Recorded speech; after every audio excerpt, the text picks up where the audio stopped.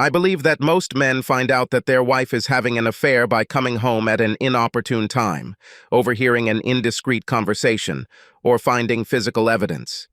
It was much easier for me. My wife sent me an email. In fact, Anne did not write to me intentionally, although Freudians might say otherwise. I'm guessing her email program automatically suggested my name as the intended recipient and she clicked on it without checking. This is certainly easy to do, especially if you are in a hurry. Anyway, I was stunned to receive a note from my wife, after 18 years of marriage, entitled, "About Yesterday."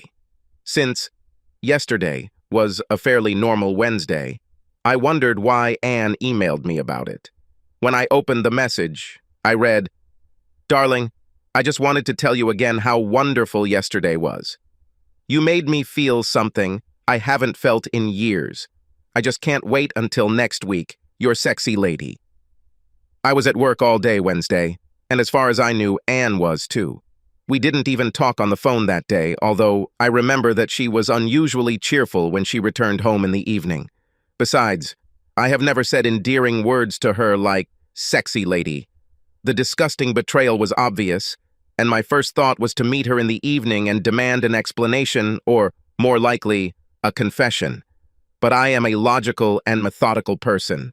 It didn't take much imagination to imagine that she might deny the letter's meaning, come up with some alternative explanation, or simply pass it off as a joke. What could I say then? In addition, my unfounded accusations would have alerted her, and most likely I would not have found out anything. After thinking, I decided to wait. First of all, it would be interesting, even funny, to see if Anne realized her mistake and decided to explain herself to me.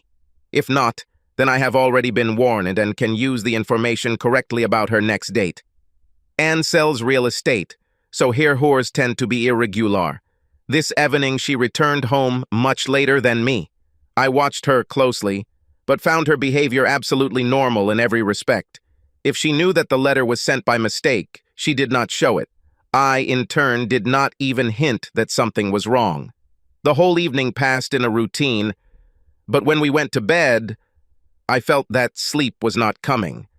Instead, I lay there, analyzing my problem from every angle to see if I could untangle the knot. There remained, of course, the possibility that there was a completely innocent explanation for this. If that were the case, not only would I be making a fool of myself by acting rashly, but I would also be damaging our marriage. I loved my wife, and the last thing I wanted was to do anything that would drive her away from me. Well, if the letter really indicated that the affair was continuing, then my marriage was already at risk. And in this case, I would have to take action. Just because I try to control my emotions doesn't mean I don't have them. While I was tossing and turning in bed, the pain of my wife's possible betrayal ate deep into me. After much thought, I have come to the conclusion that my only option is to defer this issue until I can obtain more accurate information. Fortunately, I could do this, and once I realized this, I soon fell asleep. The next morning, when I arrived at work, I returned to analyzing the problem. The coming Wednesday should provide some answers, so I contacted a detective agency and arranged for my wife to be followed. If she doesn't do anything out of the ordinary on Wednesday, it won't exactly ease my fears, but it will definitely make me feel better. However, if my fears are justified, then at least I will know the truth and begin to take appropriate action. Having done everything I could do at that moment, I put it aside and went back to work. Apparently, the next Wednesday was no different from any other. Anne and I went to work as usual and returned home late in the evening at almost the same time. There was nothing in her appearance or behavior that struck me as abnormal or unusual. I sat in my study reading my favorite collection of Edgar Allan Poe's stories, and tried my best to hide any signs of anxiety or suspicion. On Thursday morning, I had an appointment with the detective agency to find out the results of their surveillance. Although I am not a very emotional person, I can still read emotions in others. When I entered the office, the detective working my case avoided meeting my gaze.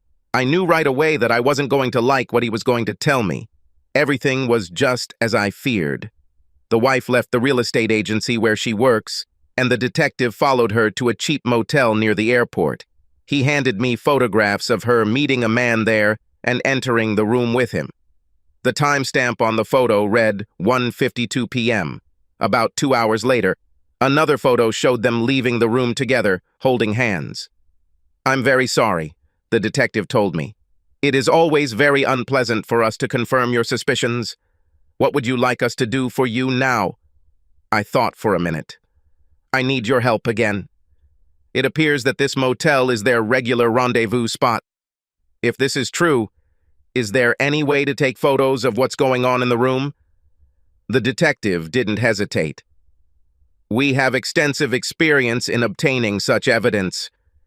You will probably have to pay for the motel manager's cooperation, but if it is acceptable to you, I think we can guarantee compliance." I nodded. "Evidence will be paid." I returned to my office, but this time, to my surprise, I found that I could not concentrate on my work. Now that all doubts were removed, my ability to think seemed to disappear. Eventually, I gave up trying to work and focused on what I had learned. Wiping my eyes, I began to make plans. In addition to confirming my wife's infidelity, I realized why Anne accidentally sent that treacherous letter to me instead of him. It turned out that I knew her lover. It was our neighbor, Mark Bradshaw. Since my name is Mac Bishop, the email program must have suggested my name after Anne typed the first 2 letters. It's very careless of her not to double-check, I thought, but probably emotions tend to distract lovers. Knowing the identity of Anne's lover further intensified my sense of betrayal. Mark and his wife Bobby were our friends. We often dined at each other's houses or went to the movies together, and I never noticed much of a spark between Anne and Mark. Was I blind, or were they both skilled in the art of deception? Regardless, I knew I had to do something. The question was what exactly? For several hours, I mentally went through various options for action. At times, revenge fantasies flashed through my head, followed by scenarios in which I imagined myself begging Anne not to leave. Questions about why the affair began and how long it lasted tormented me. Anger and self-pity intertwined within me. Finally, I made up my mind. Not only did I know what I wanted to achieve, but I also had a pretty good plan for achieving my goals. My campaign will involve 2 separate courses of action that will take place simultaneously. I thought of them as divide and conquer, separate 2 lovers, and win her heart again. As a dividing part of my plan, I will use my knowledge of Anne, and to some extent Mark, to drive a wedge between them. With luck, I can stop their relationship until they decide to break up. The second part will involve an all-out campaign to win back Anne's love by becoming the perfect husband. At the same time that I showed her the downside of her relationship with Mark, I hope to demonstrate the benefits of getting back together with me. I made extensive notes to myself, listing possible actions for each part of my campaign, planning out their timing, and working out the interdependency so that each would complement the other. When I finished, I saw that the essential element for both was the need to keep them ignorant of my knowledge of their relationship. Obviously, this would require restraint on my part, but I felt I could do it. I know how not to show emotions.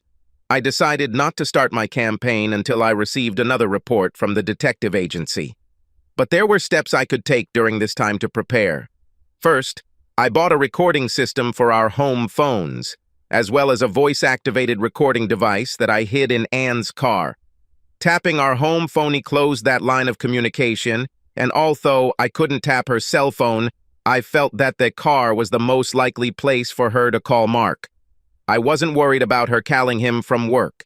The agency had an open-plan office, so I reasoned that she was unlikely to have a conversation with her lover in a place where she could so easily be overheard. My next step was to get into Anne's email. The home computer was already set up to access her work email. Her password protected her system, but I knew where she kept her list of passwords, and it didn't take me long to gain access. I quickly arranged for copies of all messages to be forwarded to my address. Once I had access to the email, I soon learned that their affair apparently only lasted a month or so. This suggested that their relationship was still in the honeymoon stage. My goal was to end this honeymoon as quickly as possible. Having completed the preliminary work, I could only wait for the detective agency to prepare photographs of their next meeting. In addition to the photos, they surprised me with video and audio. It was an unpleasant surprise. Having gathered my courage, I began to watch them having sex. What I didn't expect was the display of affection and, dare I say it, love between them. The depth of their intimacy was painful. This made me wonder if my plan had any real chance of success. But in the end, I have nothing to lose. I will continue with what I planned. My wife is not very patient and does not handle disappointment well. I hope to use this weakness against her to disrupt the relationship she had formed with Mark. At the same time, she is very romantic, and I felt that this could be a path for another part of my plan. Having a copy of all her letters gave me a distinct advantage when it came to planning my intervention program. Their next exchange of letters gave me everything I needed to begin to separate the first part of my plan.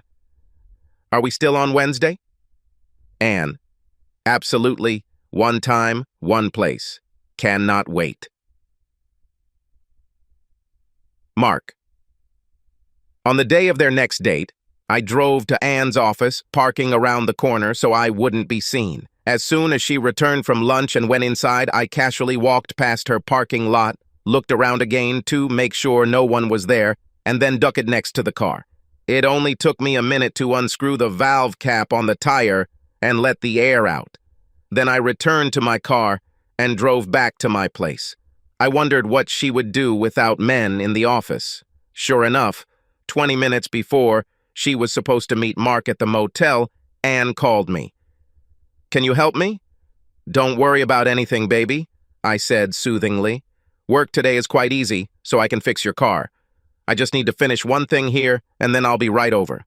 Of course, I waited another 15 minutes before leaving, which meant that I wouldn't make it to her agency until nearly the scheduled time of Anne's meeting with Mark. She waited impatiently by her car. "Sorry it's so late," I apologized. It took longer than I expected. While she paced back and forth in frustration, I slowly and methodically changed her tire. I parked my car right behind her so I could load her flat tire into the trunk and take her to get it repaired. Of course, this also prevented her from leaving until I was done. By the time I put the spare tire on, put the flat tire in the car, and returned from washing my hands, it had already been over an hour since she was supposed to meet Mark. I apologized to her again for being late and said I hoped it wouldn't affect her relationship with the client.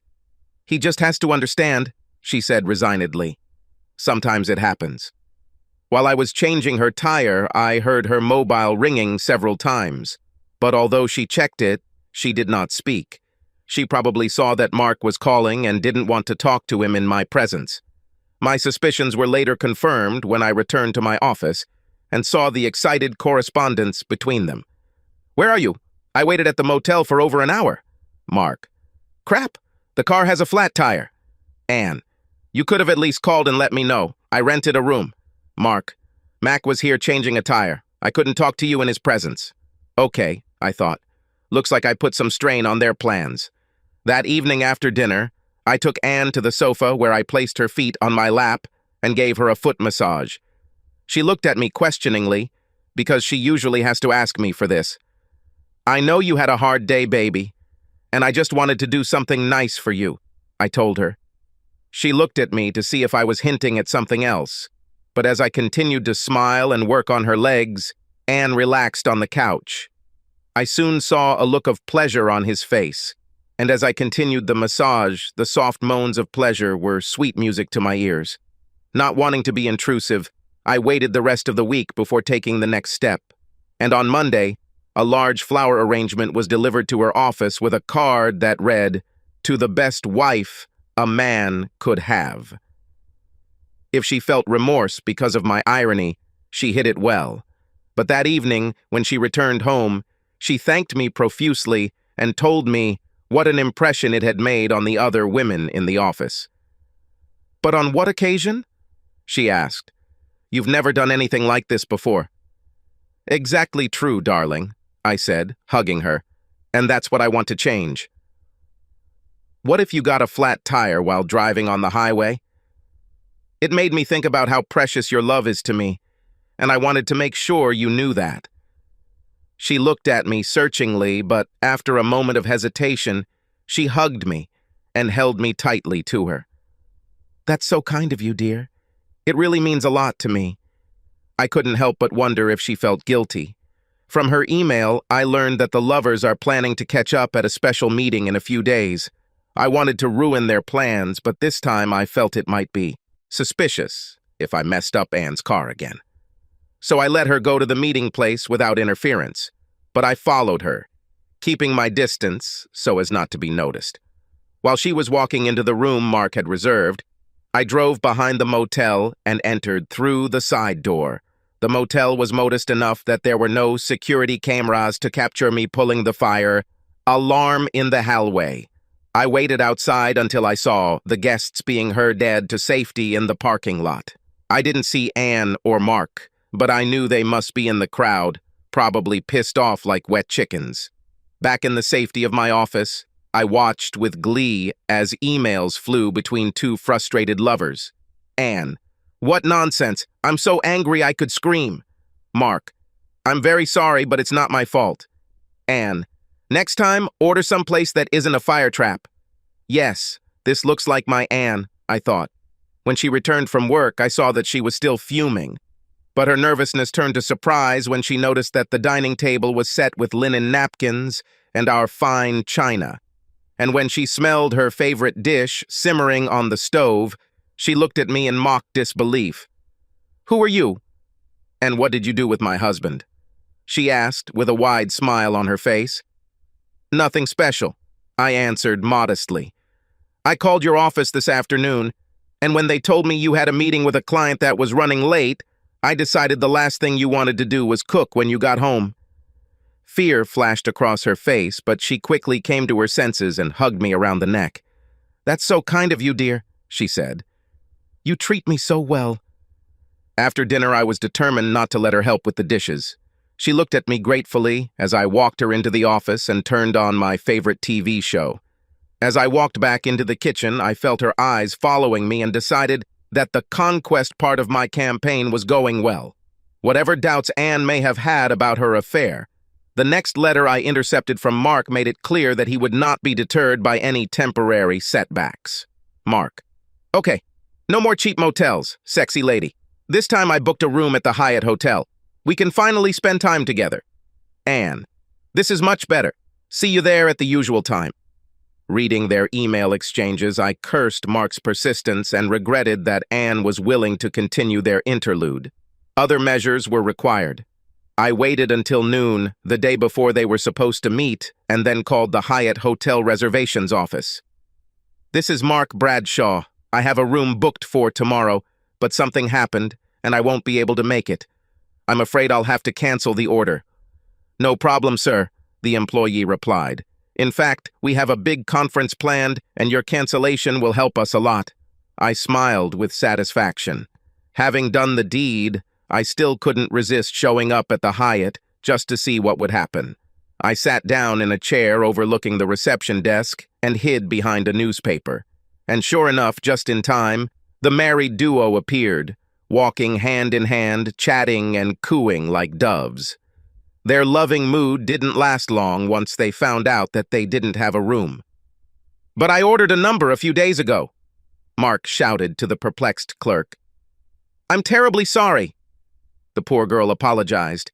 "But, judging by my computer, your order was canceled." "This is funny," Mark snorted. "Very good. Make us a new order." The girl shook her head sadly. "Sorry, sir, but the hotel is completely occupied, and unfortunately, due to the convention in town, most of the other major hotels are also sold out. But you might have better luck at one of the smaller motels near the airport." When Anne heard the last remark, her face turned red and she clenched her fists. While Mark continued to rage at the counter, she angrily tugged at his sleeve. "Don't pay attention," she hissed loudly. "Let's get out of here." I'm still not in the mood. With that, she turned and walked toward the parking lot, with Mark following behind her, trying to calm her down and giving her options. It was clear that he wasn't having much luck. I waited until they both left in their cars before leaving my post in the lobby. My work here is finished, I thought joyfully. When Anne returned home that evening, I stopped her at the door.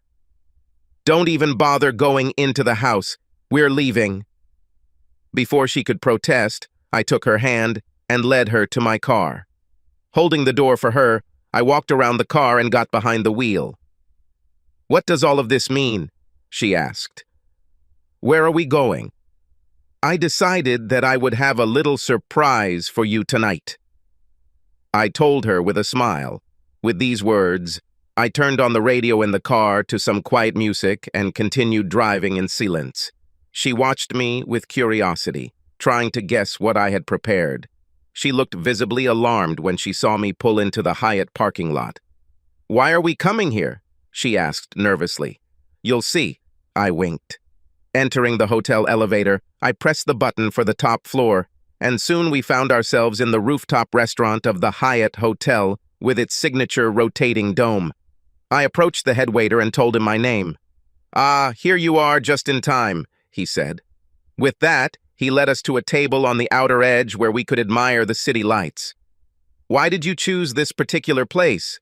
Anne asked suspiciously. "No particular reason. I just thought it would be a wonderful setting for my pretty wife." She smiled tensely at my compliment. "But how did you manage to get us a table?" "I heard there's a big convention in town today." "Oh, that's no problem," I said casually. I called today and booked a table. Anne didn't respond to my remark, but I knew that my success stood in stark contrast to Mark's failure. In fact, I booked a table as soon as I heard about their plans for the rendezvous. "I took the liberty of placing an order," I continued. "I hope you don't mind?" She said she was grateful for my concern and relaxed. She was even more delighted when the waiter brought an ice bucket and a bottle of champagne. After we drank a few toasts, which I made for her, she really cheered up. And when the waiter brought oysters on the half-shell, she was delighted. I'm not a big fan of oysters, but Anne loves them. For the main course, the waiter brought salmon niçoise salad with black olive sauce. This made a proper impression on Anne. "I thought you would order something heavy like a big steak," she said with a smile. "This is an ideal option." "I know you love salads, baby," I told her. "Besides, we don't want to get too full." She looked at me questioningly, but I didn't say anything else. For dessert, the waiter brought 2 bowls of fresh raspberries with a dollop of whipped cream and liqueur glasses filled with Grand Marnier. It was the perfect ending, and Anne loved it all. As we drove home, Anne unbuckled her seatbelt and leaned close to me. It turned out that alcohol and oysters had the desired effect. Also, I felt that she must be upset and excited after the failures of her last dates. When I got home, I took her straight up the stairs to our bedroom. "Why don't you change into your nightgown?" I suggested, "while I do other things." As she turned to the closet, I rushed down the hall to the guest bedroom to make sure everything was ready. When I returned, I was pleased to see that she had chosen a sheer black nightie that both hid and revealed the curves of her body. I led her down the hall to the guest bedroom where scented candles were now burning, placed around the open bed. While she stood there looking in amazement at my preparations, I walked up behind her and placed the sleep mask over her eyes. "Touch and smell will be the only senses you need today," I said, leading to the bed and undressing. Then I laid her down on a fresh linen sheet. "Smell it," I said, waving the bottle of almond oil under her nose. I then poured some water into my hands to warm her up and started rubbing her feet. She moaned with pleasure as I gave her a short foot massage, but this time I didn't stop there. Soon I began to move upward, paying attention to the muscles of my calves and thighs to make sure she was completely relaxed. Moving on, I avoided her breasts, working on her shoulders and arms instead. When I got to her toes, I carefully rolled her onto her stomach and repeated the same process up the back of her legs. I firmly, but not painfully, massaged the muscles of her buttocks and back until she moaned with pleasure again. I turned her over again, and this time I started working on her breasts, circling around the breasts and gently manipulating them, but not touching the sensitive areas. After a few minutes of this massage, I slipped back to my feet and began to slightly move my hands up. Bend her knees, I ran my fingertips from her kneecaps down her inner thighs.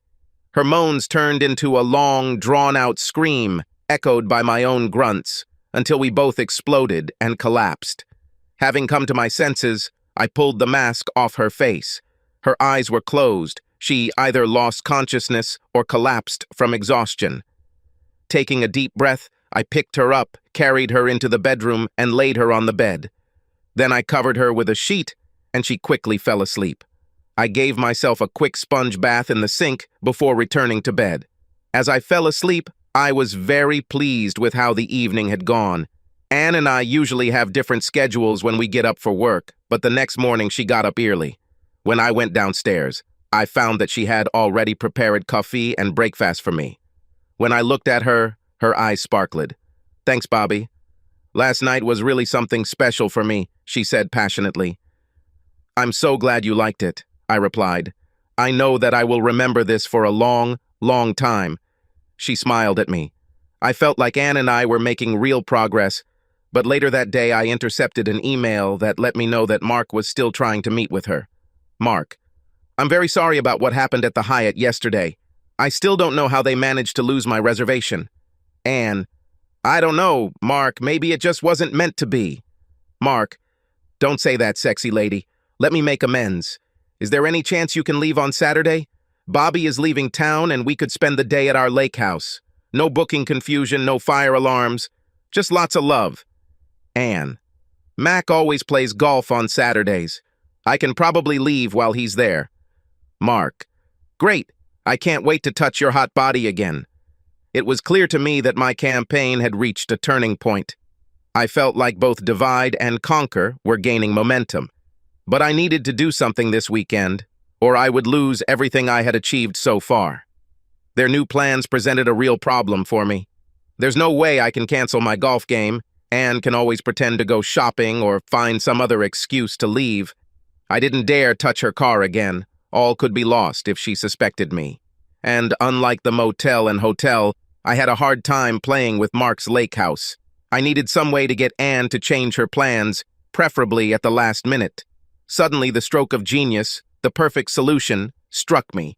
Moreover, the preparation took just one phone call. I followed my usual routine for the rest of the week, but on Friday evening, I sneakily grabbed Anne's cell phone and replaced the battery with a dead one. If she tries to call Mark this weekend, it will be through her home phone so I can listen in on the conversation. On weekends, Anne and I dress pretty casually, but when Anne came downstairs on Saturday morning, I noted with interest that she was wearing a beautiful skirt and blouse. I idly wondered what kind of underwear she might be wearing underneath. As my departure time for the golf course approached, I noticed Anne watching me with some apprehension, probably because I had made no move to put on my usual golf pants and shirt. When the usual time of 10 a.m. came around and I had no intention of leaving, you could see the wheels turning in her head, preparing an excuse for why she would need to leave. Finally, she became so impatient that she said to me, "Aren't you playing golf today?" she demanded. And then the doorbell rang. Anne looked at me puzzled and went to see who it was. Opening the door, she exclaimed in surprise, "Miriam, what are you doing here?" "Is this how you greet your little sister?" Miriam asked, entering the door. The women hugged each other excitedly. "Of course I'm glad to see you," Anne muttered. "I just wasn't expecting you." Miriam smiled at me. "I'm here because your wonderful husband invited me. He called me at the beginning of the week to let me know you didn't have any plans and suggested we spend the weekend together. We haven't seen each other for so long that I jumped at the chance. Anne and Miriam were very close to each other. Not a week went by that they didn't talk on the phone. But because Miriam lived 200 miles away, they did not visit each other often. "It's wonderful that you're here," Anne told her. Then she turned to me. "This is really very cool, Mac. Now I know why you don't play golf." "Well, nothing is more important than giving my wife the opportunity to spend some quality time with her sister," I told them. "Now, lady, I want you to get ready, because I'm inviting you to breakfast." Then I looked at them again. "Actually, Miriam, you might want to change into something dressier than your jeans, but you look great the way you are dressed now." Anne looked at herself and blushed, remembering why she had dressed like that, but she quickly recovered. "Why don't you help Miriam take her bag to the guest room? While she's changing, I'll just make a quick call." I watched her walk down the corridor, and a minute later I heard muffled curses. She walked out, holding her unresponsive mobile phone. "The damned battery is dead," she said angrily. "Oh dear, this is very bad." I sympathized. "But you can call your home phone. Don't pay attention," she said hastily. "In any case, the call is not so important. Now where are we going to have breakfast?" I spent the rest of the weekend working with my sisters, trying to make them feel good. When Miriam got ready to leave on Sunday afternoon, she gave me a special hug and thanked me. "You have a special husband," she told Anne. "Take good care of him." I thought Anne winced a little, but then she smiled and hugged me. "Definitely," she promised. I was sure that Anne had found time on the weekend to call Mark, but I wasn't worried. If the call was made on our home phone, I have a recording. After Anna went to bed Sunday night, I was able to check the recording device. Of course, the call came early on Sunday morning. "Anne." "Mark, it's me, Anne." "Mark, where the hell have you been? You didn't show up on Saturday, and every time I tried to call you, your phone went straight to voicemail." "Anne, I'm very sorry, but I couldn't help it. My sister came into town unexpectedly on Saturday morning, and my phone was dead. I haven't had a chance to talk to you until now." "Mark, couldn't you leave on Saturday afternoon?" "Anne, I couldn't, Mark. Mac took us all over town on Saturday." "Mark, what about today?" "Anne, my sister came for the weekend. I just can't leave her. We haven't seen each other for several months." "Mark, well, I feel damn stupid sitting at a lake house all day waiting for you." "Anne, do you never think about anything other than sex?" "Mark, okay, I think it's clear how important I am to you." "Anne, let's not quarrel about this. Listen, I have to go.